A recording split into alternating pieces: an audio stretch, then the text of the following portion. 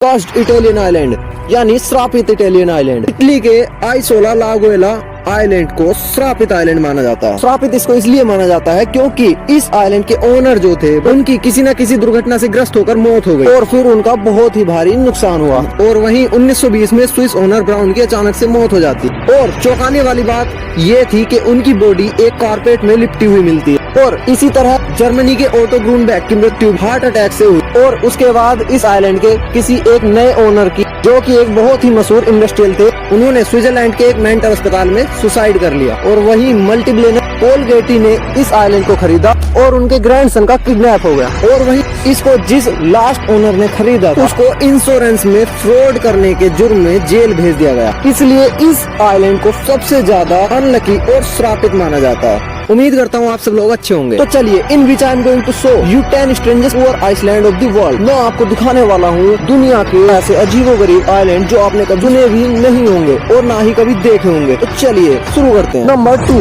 Revit island, Japan. इस island का दूसरा नाम ओक्यूनो-सोहिमा है और इस आइलैंड को रेविट आइलैंड भी कहा जाता है। इस आइलैंड पे खास बात ये है, इस आइलैंड पे 1 लाख से भी अधिक संख्या में खरगोश पाए जाते हैं और यहाँ हर कदम पर आपको कोई ना कोई खरगोश देखने को मिल जाएगा। और वही मैं आपको जानकारी लिए बता दूं कि इस आइलैंड को जापान ने दूसरे विश्व युद्ध के दौरान केमिकल हथियारों को बनाने के लिए बनाया था और इस आइलैंड पे 1929-1945 के बीच पर जापानीज सैनिकों के द्वारा 6 टन से भी अधिक मात्रा में जहरीली गैस बनाई गई थी और उस गैस का परीक्षण करने के लिए ढेर सारे खरगोशों को लाकर यहाँ छोड़ दिया गया और अब ये आइलैंड एक टूरिस्ट रिजोर्ट बन गया है। नंबर 3, जहाजों और जंगली घोड़ों का आइलैंड, सेवल द्वीप, नोवा स्कोटिया से 100 मील की दूरी पर स्थित है। इस द्वीप की लंबाई 42 किलोमीटर है और ये 1.5 किलोमीटर चौड़ा भी है और इस द्वीप की खास बात ये है कि इस द्वीप पर 475,000 से भी ज्यादा खराब जहाज पड़े हैं और उनको खराब भी नहीं कह सकते, वो एक तरह से कुछ उनमें सही भी हैं,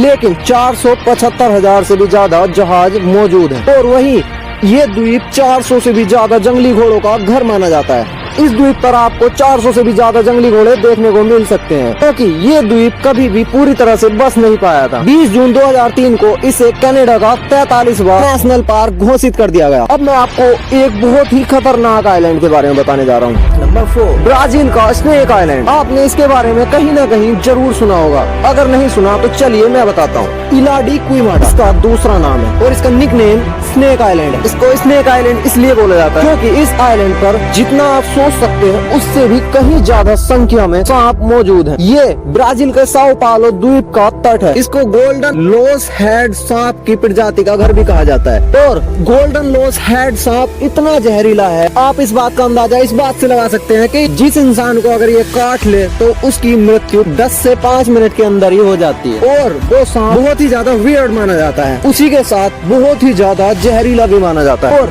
वही इन सांपों की संख्या यहाँ पर इतनी ज्यादा है कि आपको हर वर्ग मीटर में 5 से भी अधिक सांप देखने को मिल जाएंगे। अधिकतर जितनी भी सांपों की प्रजाति हैं उनमें से लगभग सभी यहाँ आपको देखने को मिल जाएंगे। चलिए मैं आपको विस्तार से समझाता हूँ। आपके सिंगल बेड की बराबर की जगह में यहाँ आपको 10 सांप देखने को आराम से मिल जाएंगे और वहीं आपके डबल बेड की बराबर जगह में आपको 20 सांप आराम से देखने को मिल जाएंगे। वर्तमान में ब्राजील की नेवी ने यहाँ पर आम जनता का जाना मना किया हुआ है। यहाँ सिर्फ या तो वो लोग जा सकते हैं जो सांपों पर रिसर्च करते हैं और उसके लिए भी ब्राजील की सरकार से एक स्पेशल परमिशन लेनी पड़ती है। नंबर 5, शापित पालेमर आइलैंड। ये आइलैंड भी एक तरह से शापित आइलैंड माना जाता है। अमेरिका के सामो हाईवे पर स्थित ये आइलैंड, इसका कोई भी स्थायी निवासी नहीं है। यहाँ वन्य जीव पाए जाते हैं और इस आइलैंड के बारे में कहा जाता है कि यहाँ पर 1798 से कई अलौकिक घटनाएं हो चुकी हैं। 1917 में रिचर्ड टेलर नाम का व्यक्ति ने यहाँ पर समय बिताया था और उनको आभास हुआ कि वहाँ पर भूत प्रेतों का निवास,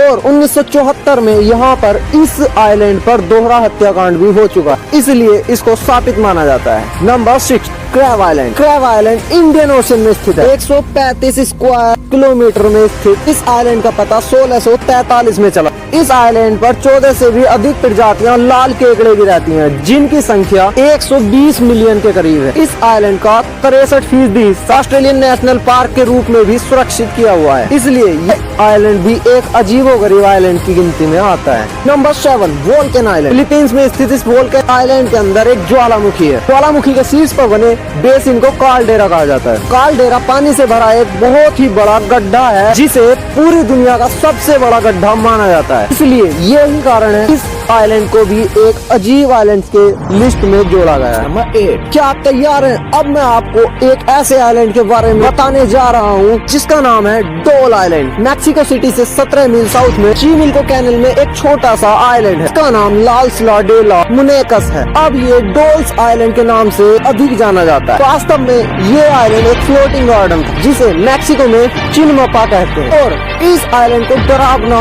और हॉरर इसलिए माना जाता है क्योंकि इस आइलैंड पर सैकड़ों से भी अधिक संख्या में टूटी फूटी, डरावनी और बहुत ही भयंकर डॉल्स देखने को आपको मिल जाएंगे। ये आइलैंड 1990 में लोगों की नजर में आया था और इस आइलैंड के ओनर डॉन जूलियन थे, जो अपना पूरा परिवार छोड़कर इस आइलैंड के बारे में जानने के लिए इस आइलैंड पर रहने के लिए आए थे, जो तकरीबन 50 साल तक इस आइलैंड पर रह कर गए। अब बात ये आती है कि इतनी सारी डॉल्स इस आइलैंड पर आई कहाँ से? तो इस आइलैंड के बारे में एक कहानी बहुत ज्यादा फेमस है। चलिए मैं आपको बताता हूँ। एक बार इस आइलैंड के ओनर ने उस आइलैंड की एक झील में एक बच्ची की लाश पड़ी हुई देखी और ओनर उस लाश को लेके आता है और वो देखता है उस बच्ची के पास में एक गुड़िया है और वो उस बच्ची को उसी आइलैंड पर दफना देता है और उस डॉल को एक पेड़ पर टांग देता है। वो जो ओनर था, उस ओनर को अचानक से कुछ होने लगा और वो जहाँ भी कोई डॉल देखता था, वो उस डॉल को उठा के उस आइलैंड पर लाकर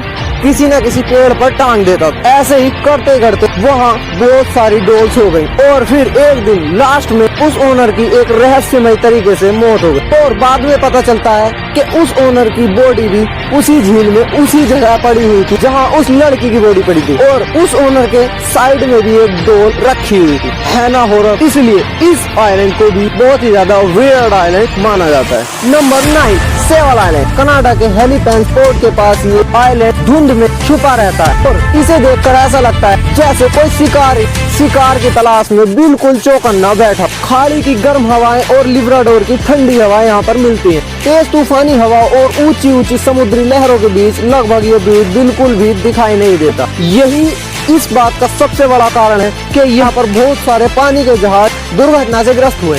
इसकी बालू मिट्टी का रंग समुद्र के पानी की तरह दिखता है, इसलिए कोई समझ नहीं पाता कि वो पानी है या फिर मिट्टी। यही कारण है कि इसको पूरी दुनिया में सबसे ज्यादा खतरनाक स्थानों की सूची में डाला गया है। नंबर 10 आपको बताने जा रहा हूँ एक बहुत ही खतरनाक आइलैंड के बारे में, जहाँ इंसान जाने से पहले 10 बार सोचेगा।